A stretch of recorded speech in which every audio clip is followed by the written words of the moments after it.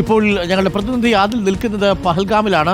പഹൽഗാമിലെ tourist അവസ്ഥയെക്കുറിച്ച് നേരത്തെ ആദിൽ വിശദമായി തന്നെ പ്രേക്ഷകരുമായിട്ട് പങ്കുവച്ചിരുന്നു. ഇപ്പോൾ കുറച്ചുകൂടി നേരം പുലർന്നു. ഇപ്പോൾ സമയം 9 മണി കഴിഞ്ഞ് 11 മിനിറ്റായി. സാധാരണ പഹൽഗാമിൽ ഈ സമയത്ത് പോണിക്കാരെ കൊണ്ട് നിറയേണ്ടതാണ്, ധാരാളം കച്ചവട സ്ഥാപനങ്ങൾ തുറക്കേണ്ടതാണ്. വിനോദസഞ്ചാരികൾ ശ്രീനഗറിൽ ഈ സമയമാകുമ്പോഴേക്കും ബൈസരൻ വാലിയിലേക്കും അനൂർ വാലിയിലേക്കും ഒക്കെ പോകാനായിട്ട് എത്തുന്നതാണ്. ഇപ്പോൾ എന്താണ് പഹൽഗാമിലെ ഇപ്പോഴത്തെ അവസ്ഥ കൂടി ഒന്ന് കാണിച്ചു കൊടുക്കാം. തിരക്കാവേണ്ട സമയമാണ് പഹൽഗാമിന്റെ വിപണി. എന്താണ് പഹൽഗാമിലെ അവസ്ഥ? പഹൽഗാമിൽ നമ്മൾ നേരത്തെ പറഞ്ഞതിന് സമാനമായ സാഹചര്യം തന്നെയാണ്. ഇവിടെയുള്ള കടകളിലൊക്കെ സാധാരണഗതിയിൽ ഈ സമയം കൂടുതൽ സജീവമാകേണ്ടതാണ്.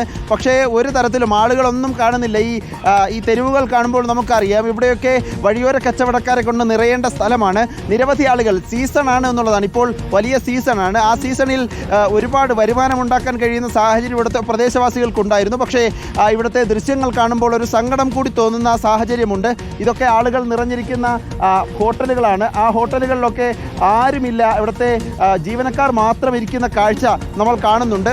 ഈ രൂപത്തിൽ പഹൽഗാം എന്ന വളരെ പ്രധാനപ്പെട്ട ഒരു പട്ടണം, ജമ്മു കാശ്മീരിൻ്റെ ടൂറിസം മേഖലയെ അടയാളപ്പെടുത്തിയ ഒരു പട്ടണം ഇപ്പോൾ സജീവമായിരുന്ന ഒരു പട്ടണം നിർജീവതയിലേക്ക് പോയൊരു കാഴ്ചയാണ് ഇപ്പോൾ കാണുന്നത്. ചില ടാക്സികളൊക്കെ കിടക്കുന്നതൊഴിച്ചാൽ വേറൊന്നുമില്ല. സഞ്ചാരികൾ ഇവിടേക്ക് എത്തുന്നില്ല. സഞ്ചാരികൾ എത്തിയാൽ തന്നെ പല ടൂറിസ്റ്റ് കേന്ദ്രങ്ങളിലും പഹൽഗാമിന് അടുത്തുള്ളതെല്ലാം അടഞ്ഞു കിടക്കുന്ന സാഹചര്യമാണ്. ചില ഒറ്റപ്പെട്ട പ്രദേശവാസികൾക്കുള്ള കടകൾ തുറന്നു വെച്ചിരിക്കുന്നതല്ലാതെ മറ്റൊരു കടകളും തുറന്നിട്ടില്ല എന്നുള്ളതാണ്. റെസ്റ്റോറൻറ്റുകളൊക്കെ അടച്ചു കിടക്കുകയാണ്. ആ രൂപത്തിൽ പഹൽഗാം ആകട്ടെ ഒരു നിരാശയുടെ പട്ടണമായി മാറിയിരിക്കുകയാണ്. അരുൺ, ഓക്കെ, എനിക്കൊന്നും മറ്റിടങ്ങളിൽ നിന്ന് ആരും വരുന്നില്ലെന്ന് തോന്നുന്നു അല്ലേ? കാശ്മീരികൾ മാത്രമാണുള്ളത്.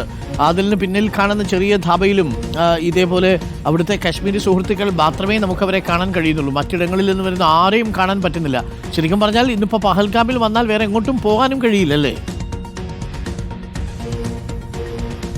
ഒരിക്കലും കഴിയില്ല. അതായത് ചെറിയ കടകൾ ഇങ്ങനെ പ്രദേശവാസികൾക്കായി തുറന്നു വെച്ചിരിക്കുന്ന കടകൾ എന്നതൊഴിച്ചാൽ മറ്റൊരു കടകളും ഈ പ്രദേശത്തൊന്നും തുറന്നിട്ടില്ല എന്നുള്ളതാണ്. പല കടകളും പൂട്ടിട്ട് താഴിട്ട്, ഇതൊക്കെ കശ്മീരി ഷോളുകളൊക്കെ വിൽക്കുന്ന കടയാണ് ഈ വലതുവശത്ത് കാണുന്നത്. ആ കടകളൊക്കെ താഴിട്ട് പൂട്ടിട്ട് അടച്ചിരിക്കുകയാണ്.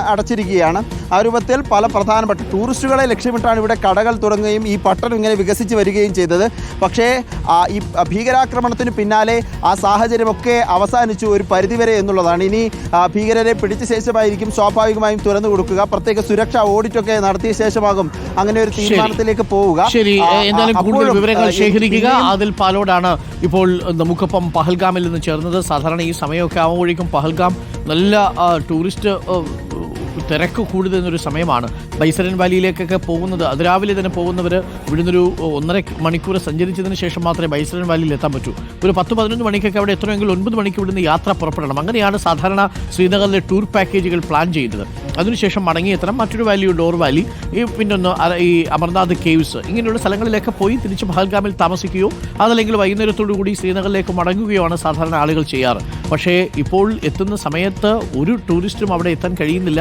വലിയ തിരക്കുണ്ടാവുന്ന സമയത്ത് പൂർണ്ണമായും വിജനമായി കിടക്കുകയാണ് പഹൽഗാം എന്ന് പറയുന്ന ഒരു ചെറു പട്ടണം.